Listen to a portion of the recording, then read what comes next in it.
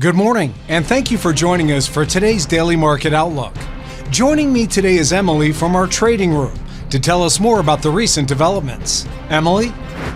Gold prices steadied, buoyed by safe haven demand amid fears of a global trade war spurred by US President Donald Trump's new tariffs, as the market digested hotter than expected US inflation data. The S&P 500 dipped as a hotter than expected US inflation reading added to worries that the Federal Reserve would not cut interest rates anytime soon, while CVS Health and Gilead Sciences rallied after upbeat quarterly reports. Proposed laws to create strategic Bitcoin reserves in the US could drive as much as $23 billion in demand for BTC if passed, according to an analysis by asset manager Van Eck. Van Eck analysed 20 state-level Bitcoin reserve bills and found they would require state governments to collectively buy 247,000 BTC if enacted.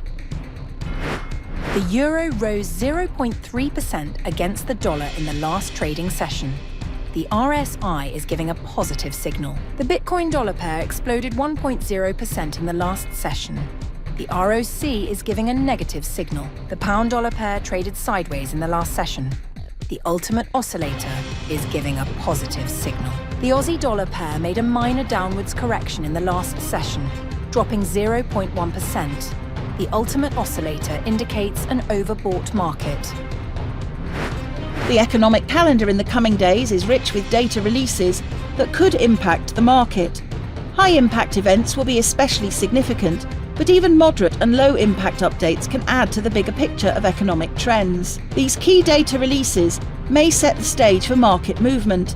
Investors should plan for possible volatility, ensuring strategies are adaptable and informed. We hope that you've enjoyed today's Market Outlook. On behalf of all of us here, we wish you a productive trading day. Be sure to log in tomorrow morning for the latest news and events from the financial markets. Your trusted choice in online trading.